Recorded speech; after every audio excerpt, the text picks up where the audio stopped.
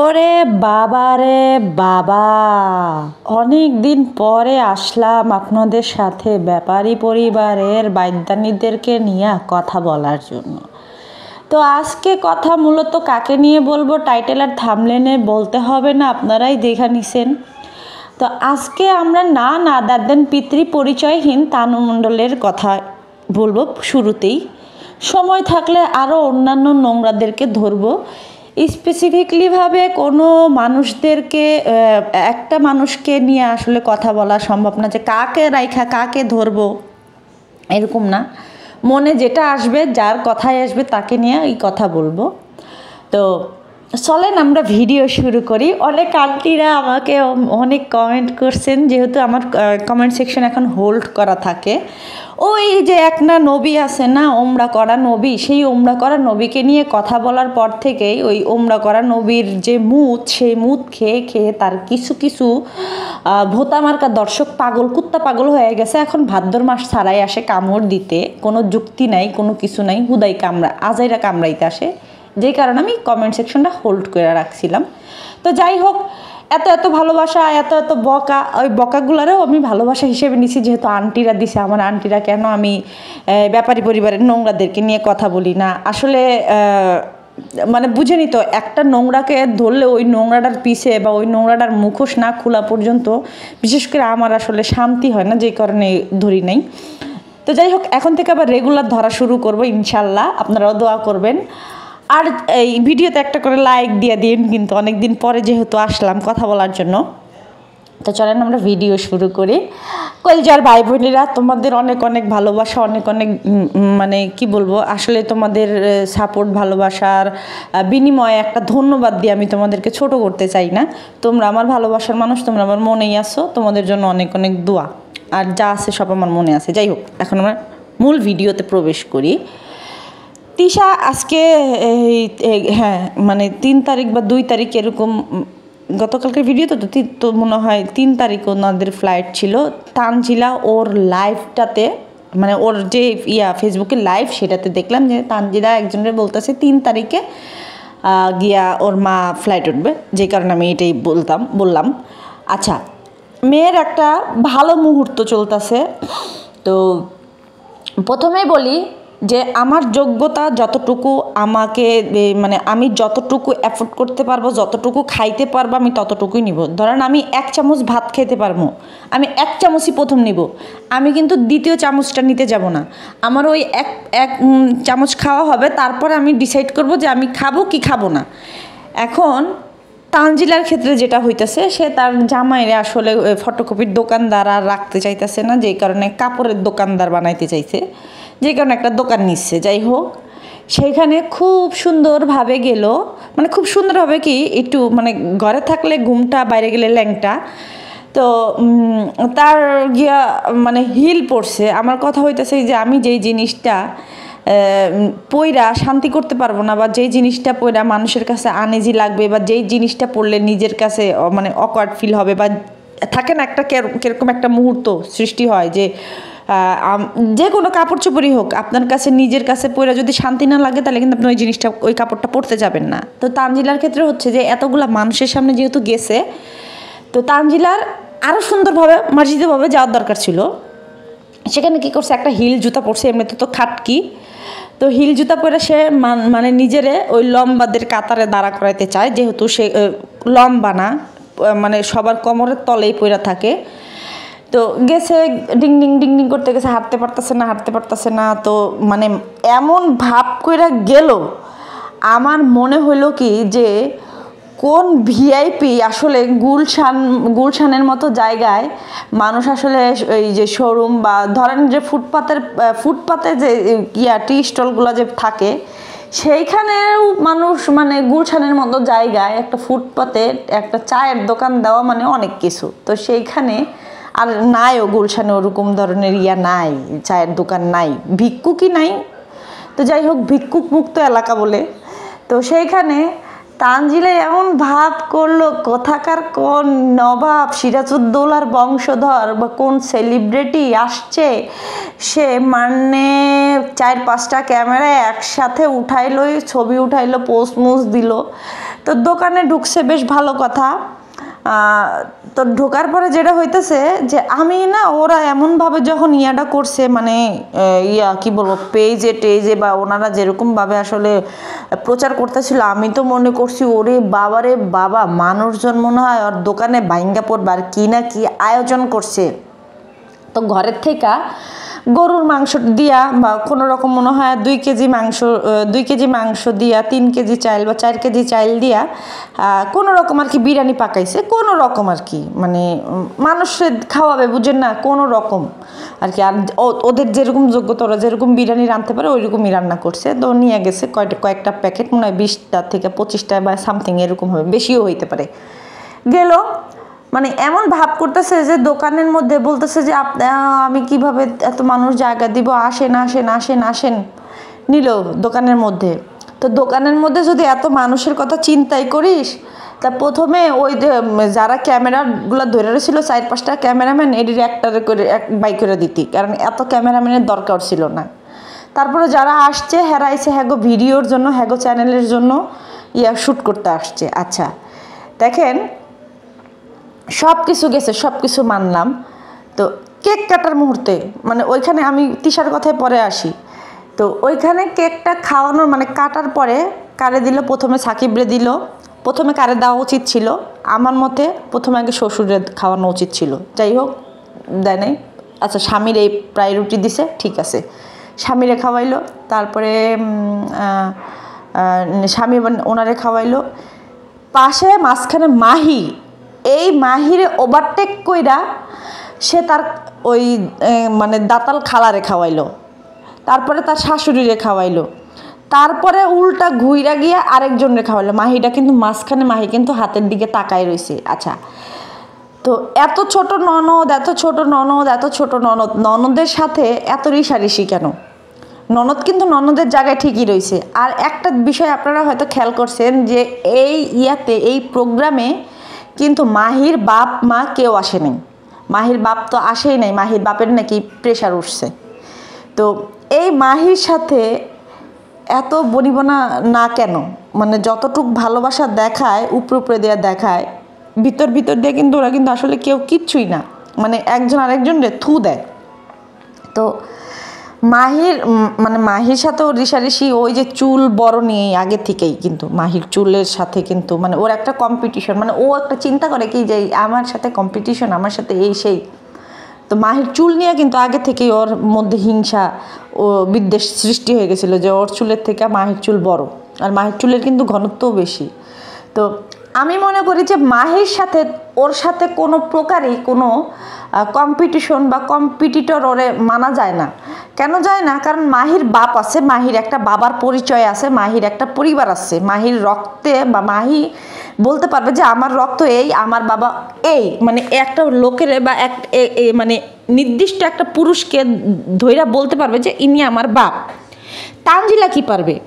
এই তানু মণ্ডল কি পারবে? তানু মণ্ডল কি একটা লোকরে ধইরা বলতে পারবে যে এটা আমার বাপ?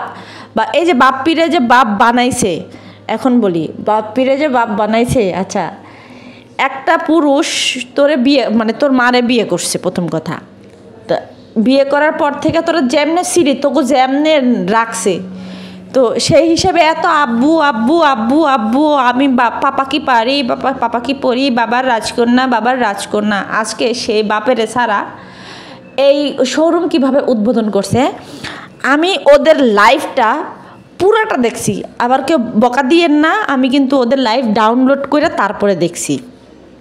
তো এত বড় একটা লাইভে, কত মিনিটের জানি একটা লাইভ, সেই লাইভের মধ্যে একটা বারও কেক কাটার সময় বলে নাই আম্মু আব্বু তোমাদের তরফ থেকে আমি উদ্বোধন করলাম, মানে খুব চেষ্টা করছিলাম তোমাদের সাথে নিয়ে করার জন্য, কিন্তু পারি নাই, কষ্ট পাইও না, আমি তোমাদের পক্ষ থেকেই করতেছি। যদি এই কথাটাও বলতো তাহলেও না বুঝতাম যে না, তোর বাপ, তোর মা তো মা, মানে মা তো মা, তোর মা হেটার কথা আলাদা, কিন্তু তোর বাবা কি পরি বাবার বাড়ির রাজকন্যা, হ্যাঁ বুঝতাম যে আব্বু তোমারে মিস করতেছি, হইলে ভালো হইতো, যেহেতু তোমরা নাই আর এখন জরুরি তাই আমি উদ্বোধনটা করলাম, কিছু মনে করে না, কষ্ট পায় না, বা লাইভে রাইখা বা ভিডিও কলে রাইখা, তাইলেই কিন্তু ওরা ওই কেকটা কাটতে পারতো, কাটে নাই। কেন কাটে নাই ঘটনা বলি।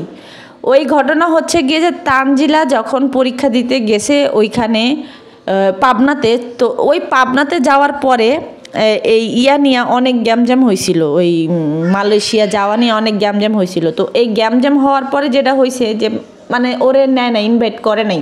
ফাতাত কিন্তু ওই বিয়ার পরে বলছিল যে জামাই সহকারে তানজিলা হানিমুনে যাবে, তো এটা ওনাদের মাস্টার প্ল্যান ছিল যে আমরা নিব, নেওয়ার কথা বলবো বাট আমরা নিব না।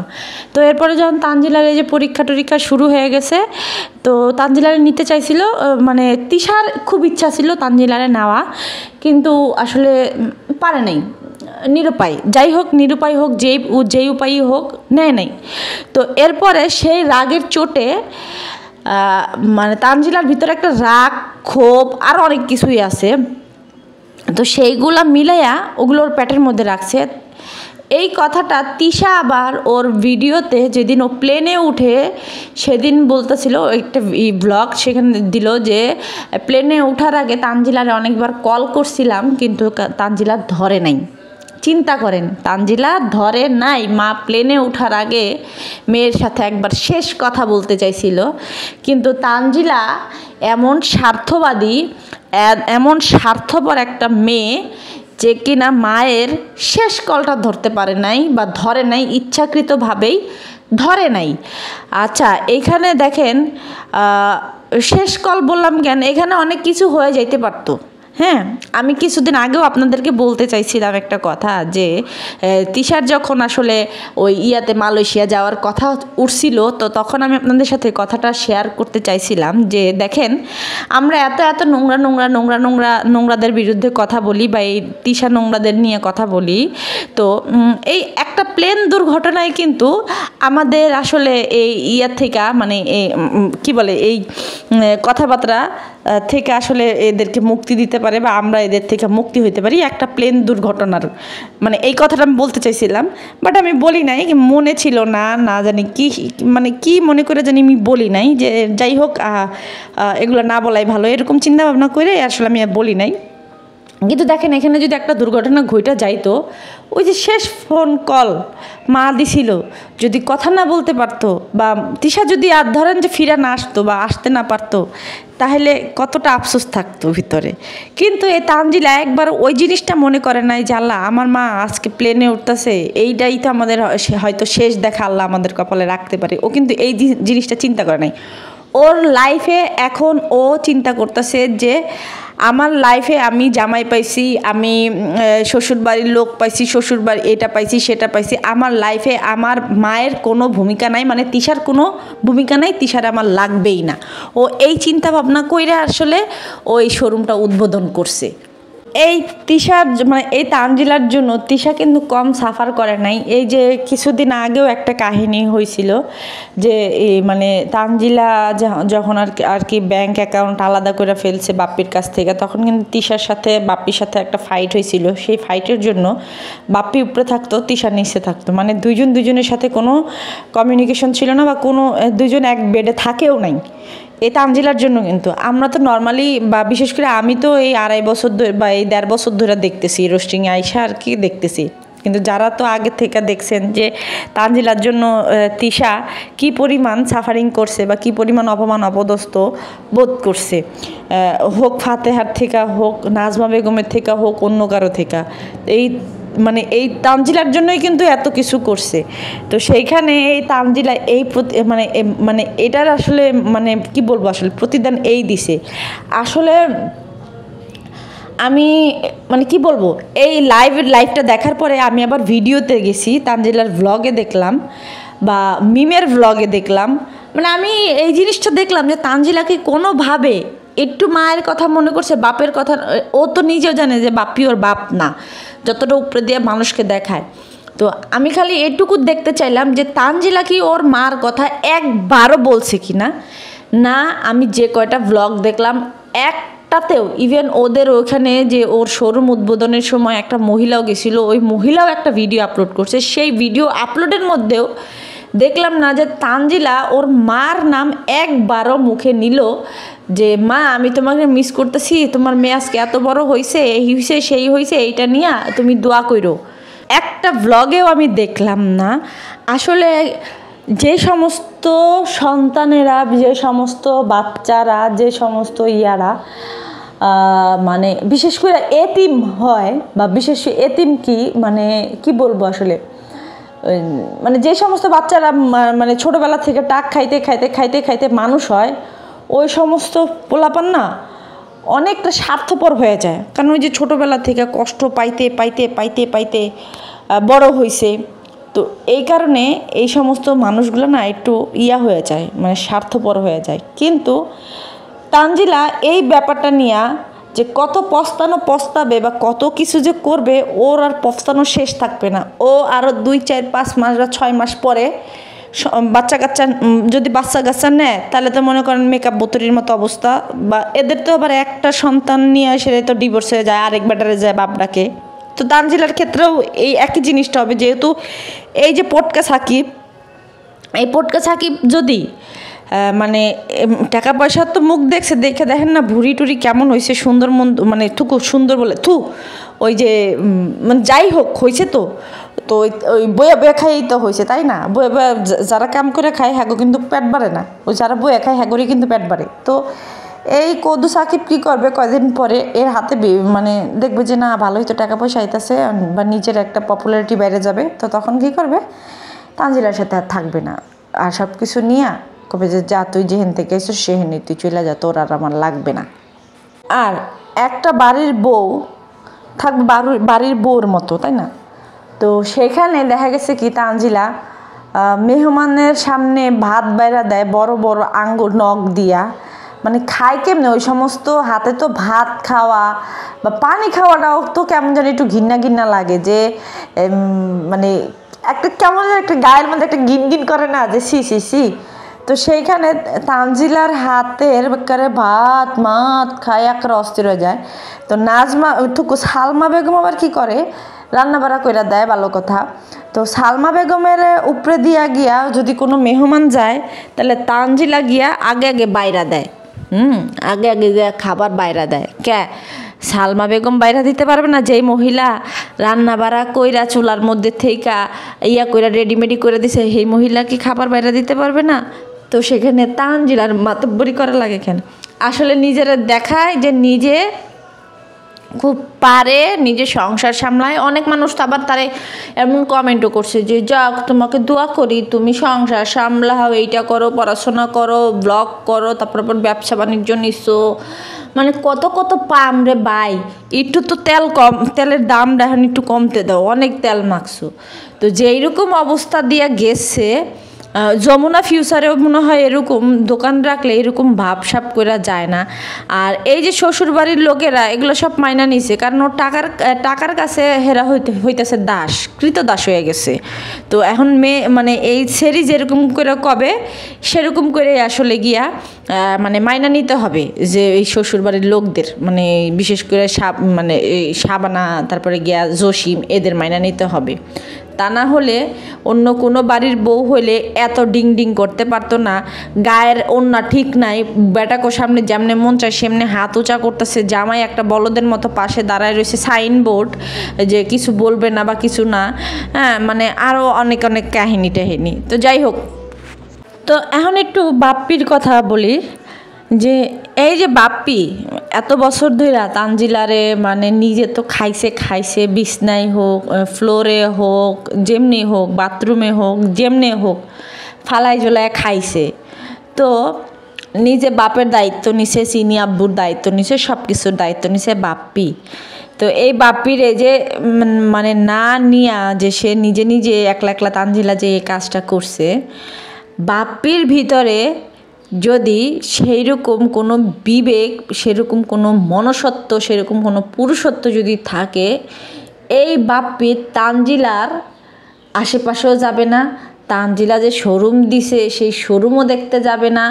এই বাপ্পি মানে মনে করেন যে ওর দিকে এখন থুও ফেলবে না যদি কোনো মানে ব্যক্তিত্বওয়ালা মানুষ হয়। আসলে এদের ব্যক্তিত্বওয়ালা মানুষ ভাবতে গেলেই বোকার মতো কাজ করতে হবে।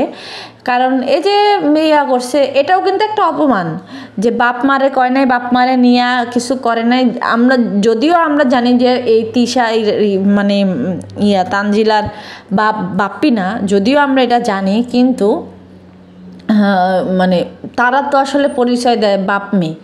তো সেইখানে এই তানজিলা যে বাপেরে বলে নাই বা মারে রাখে নাই এই সমস্ত জায়গাতে বা এই উদ্বোধনী অনুষ্ঠানে যে রাখে নাই, এটাও কিন্তু একটা অপমান, এটা একটা চরম অপমান। এটা যে বুঝবে যে এটা অপমান না, যে বলবে যে এটা অপমান না, ওর আসলে কোনো মান সম্মানই কিছু নাই, এটা একটা অপমান। তো এটা এমন অপমান যেটা আসলে ধরি মাছ ছুঁই না পানির মতো। হ্যাঁ, যে মানে এই ফাঁকে বাপ নাই মা নাই, এই ফাঁকে আমি এই যা ইচ্ছা তাই করে ফেললাম, ঠিক আছে? তো এটা একটা অপমান। তো এই অপমানের কথা যদি বাপ্পির মনে থাকে, তাহলে বাপ্পি কখনোই তানজিলার আশেপাশেও যাবে না। আসলে এর তো মানে কী কম, ওই যে কইলাম যে মানে এটা ভাবাটাও আসলে একটা বোকামি যে বাপ্পির মতো মানুষ যাবে না। না দিছে কি হয়েছে, দাওয়াত না দিছে বা না বলছে তো কি হয়েছে, বাপ্পি 2 দিন পরেই হে হে হে হে আমার বলো মেয়ে এইটা দিছে, সলম দিছে। তিশা এই যে কী কম, এই এখনই কথার রেজাল্টটা এখনই পাই। এই যে তিশা মাইয়া কয় নাই কিছু না, তারপরও তিশা নিজের ভিডিওতে গিয়া দিছে, টাইটেল দিছে যে মেয়ের জন্য অনেক অনেক দোয়া। আর মেকআপ বুতুরি গেছে, মানে আমার ছোট বোন মেয়ের কাছে গেছে, যে না খুব ভালো লাগতেছে। হ্যাঁ, মানে ও জানতোই না যে মেকআপ বুতুরি ওইখানে যাবে, ও নিজেও জানতো না, ঠিক আছে? মানে এত ছন্ন ছাড়া হয়ে গেছে, তানজিলা এখন এমন হয়ে গেছে যে তিশারে কোনো গোনাই ধরে না, যে তুমি তিশা থাকলে থাকো, না থাকলে না থাকো, আমার মানে আমার জীবনে কিছু যায় আর আসে না। অথচ আমি মনে করি মা যেরকমই হোক, মা খারাপ, ঠিক আছে, খারাপ, কিন্তু মা তো মার উপরে দিয়ে কোনো সংজ্ঞা নাই, মার আশেপাশে কোনো কিছুই নাই। তো মা যত খারাপ হোক, মানে যত কিছুই হোক, মানে তা তো তোরে দুনিয়াতে আনছে, এটা সবারই, আমারে আপনারে আরেকজনরে আনছে। মা তো মা, সেই মহিলা যত খারাপ হোক তারপর তো মা। তো যার মা তার কাছে তো খারাপ হওয়ার কোনো প্রশ্নই আসে না। যে আমার মা কথাটাই তো কেরকম জানি, একটা ইমোশনের একটা মানে কেমন একটা অনুভূতি, এটা আসলে বলা যাবে না, বোঝানো যাবে না। তো সেইখানে একটা মারে দাম না দিয়া বা মার কথা মনে না কইরা বা নিজের অতীতটা মনে না কইরা, যে আমার মা তানজিলারে যেরকমভাবে তিশা করছে, এমনও হয়েছে যে তানজিলারে শরীয়তপুরে রাইখা আইসা তিশা এই যে ঢাকা শহর মানুষের বাসা বাড়িতে কাজ করছে, ইভেন ওই যে নোংরা কাজ যেটা আসলে সেটাও করছে। হ্যাঁ, কইরা তারপরেও কিন্তু ইনকাম কইরা নিয়ে যায়, কিন্তু এই তানজিলারেই খাওয়াইছে, এই তানজিলারেই পড়াইছে, এই তানজিলারে শেষমেশ নিজের কাছে আনছে। এই তানজিলার বাপের পরিচয়, বাপের স্বীকৃতি দেওয়ার জন্য বাপ্পিরে বিয়ে করছে লাস্টে। তো যাই হোক, তো সেইখানে তানজিলার অবস্থাটা কি হইলো, বা তানজিলা আজকে বাপ মা মানে মায়ের কতটুকু দেখলো। তো দুনিয়াতে আর যাই হোক শ্বশুর শাশুড়ি কোনো দিনও নিজের বাপ মা হইতে পারে না, বা শাশুড়ি কোনো দিনও নিজের মা হইতে পারে না। এটা যদি দুনিয়ার উল্টায়ও, মানে দুনিয়া যদি উল্টায় পুল্টায় ঘুরায় যায়, যে শ্বশুর বাড়ির লোক কোনো দিন, বা শ্বশুর শাশুড়ি বা শাশুড়ি বিশেষ করে কখনো মা হইতে পারে না, নিজের মা কখনোই হইতে পারে না। শাশুড়ি মা যেই কাজটা করতে পারবে, শাশুড়ি সেই কাজটা করবে না, পারলেও করবে না। কেন আমি করব? হ্যাঁ, এরকম কিন্তু অনেক পরিবারে আছে। এখন অনেকে বলে আমি করি, ছেলের বোর কাপড় ধুয়ে দেই, বা এইটা করি সেটা করি। এটা আসলে ভালোবাসার খাতিরে হয়, মাস 6 1 বছর এরকম হয়, সারা বছর হয় না। কিন্তু একটা মা, ওই যে যখন মনে করেন যে মানে কুজা দেওয়া যায় না, ওই তখনও কিন্তু মাই না, কিছু না পারলেও 1 গ্লাস পানি কিন্তু সামনে আয়না দেওয়ার চেষ্টা করে, ওইটা হচ্ছে মা। তো এখানে তানজিলা যা মনে করছে যে আমার শাশুড়ি আমাকে আমার ওই যে মানে ফরজ গোসলের কাপড় চোপড় ধুইয়া দেয়, এইটা করে সেইটা করে, এটা করে টাকার জন্য করে, এটা ভালোবাসার থেকে করে না। হ্যাঁ। তো যাই হোক, এখন কথা হইতেছে যে বাপ্পি তিশারা বাংলাদেশে আসছে মনে হয়, আয়সা কয়দিন মেকআপ বুতুরির বাসায় থাকবে, মেকআপ বুতুরির বাসা থেকে আবার সে ওই যে বাপ্পির আবার পুরাতন প্রেমিকা, সেই প্রেমিকার বিবাহতে যাবে, মানে মাল্টি নোংরার বিবাহতে যাবে। তো এইবার আবার মিষ্টি খাওয়াবে না মুখে করে নিয়ে, সেটাও একটু আমরা সবাই দেখব। তো এরপরে হয়তো বেহায়াগিরি করতে, মানে এখন তো আর নাই, মানে কি বলে, নাজমা বেগম তো আর নাই, তো পাবনা যাওয়ার কথাবার্তা ওর আসলে এত মনেও থাকবে না। তো এখান থেকে কী করবে, ঢাকা থেকেই আর কি ডাইরেক্ট ওই বেহায়ার মতো করে চাটতে ওই কুষ্টিয়াতেই যাবে, গিয়া সাইরা মানে একটু চাটাচাটি করে আসবে, বিয়ানগোর সাথে একটু ঢলাঢলি মাঝামাঝি করে আসবে, আমার যেটুকু আর কি মনে হয়। তো এরপরে গিয়া সেইখান থেকে আবার পাবনা যাইতে পারে, এরকম হইতে পারে। কারণ বাপ্পির ভিতরে তো ওরকম ব্যক্তিত্ব বলতে বা ব্যক্তিত্ব সম্পূর্ণ বাপ্পি মানুষ না। তো বাপ্পি নিজের যতটা স্মার্ট দেখায়, ততটা স্মার্ট যদি ওর মন মানসিকতা হইতো, ততটা যদি ওরকম ওর উপস্থিত বুদ্ধি থাকতো, ওর জ্ঞান থাকতো, তাইলে হয়তো ও অনেক কিছু জীবনে করতে পারতো। যেহেতু ওর উপস্থিত বুদ্ধি নাই, ও যতটাই ওই যে গেঞ্জি পড়ুক, ওই স্মার্টগিরি দেখা কর, স্মার্টগিরি ওর ওই কথার মধ্যেই আটকায় যায় যে ও কতটা স্মার্ট, কতটা ভদ্র, কতটা কি, ওইটা আসলে বলতে হয় না। যেই লোক প্রথম কথা লুচ্চামি করে, যেই লোক আসলে ধরা খায়, বা যেই লোক আসলে ওইখানে সেখানে গিয়ে আসলে করে, তো আমার মনে হয় না যে সেই লোক আসলে কত ভালো কত কি, এটা সার্টিফিকেট আমাদের দিতে হবে। এটা অলরেডি অনেকে জানছেন, অনেক প্রুফ পাইছেন এই ভিকটিম ফাদারের চ্যানেল থেকে, আমার না দেওয়া এটাই ভালো। তো যাই হোক, ভিডিওটা অনেক লং হয়ে যাচ্ছে, ভালো থাকবেন, সুস্থ থাকবেন, চ্যানেলটাকে সাবস্ক্রাইব করে দেবেন, ভিডিওতে একটা করে লাইক দিয়ে দেবেন। আজকের মতো এখানে বিদায় নিচ্ছি, আল্লাহ হাফিজ, আসসালামু আলাইকুম।